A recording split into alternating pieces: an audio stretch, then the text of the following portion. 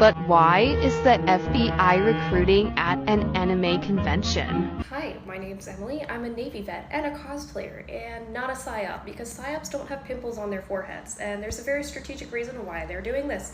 Let me enlighten you. Okay, so the first and most obvious reason is that conventions pull in a large amount of people, which means a big candidate pool. Anime NYC is held at the Javits Center, which is like one of the biggest convention centers in New York City, if not the biggest. It's where New York City Comic Con is held, and Anime NYC actually announced that they took up the entire Javits Center this year. Whereas in past years, like when I've been, they've only taken up a portion. Now, why the fuck is the military and the FBI there? Well, there's this crazy trend within the intelligence community, whether you are FBI or military intelligence, which I know is an oxymoron, that they love anime and geek shit. I was an intel raid.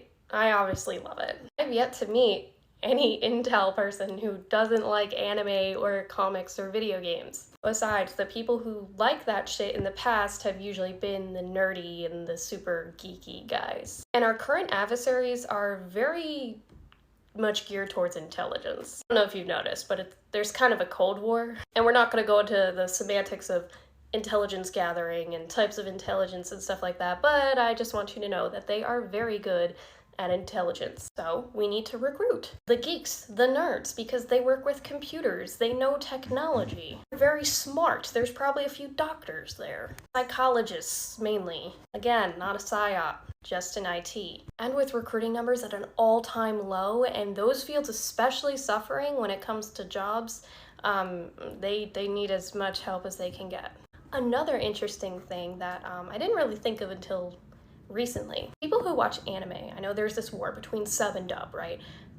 They tend to watch it in a different language, whether they're watching a Chinese animation or Japanese animation. They're immersing themselves in a different language constantly, which is what they need for people who are like interpreters, CTIs. Because the way that they teach you, at least in the military schools, how to speak and interpret a different language is by fully immersing you in it. You only speak and operate in that language for 6 months to a year. If they can get people who have already kind of done that themselves, fucking brownie points. Now, if you don't like feds at your convention, which DEF CON, this is always a big thing whenever I go, don't harass them, okay? 9 times out of 10, they're ordered to be there. They weren't the ones who got a table there. It was the bigger organization themselves. Don't harass them, don't bother them. They're to do a job.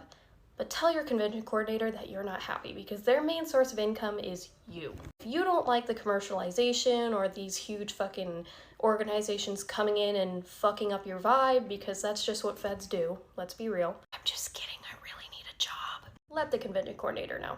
Leave it up to them. Don't take things into your own hands. And if you're not happy, then the convention's not making money.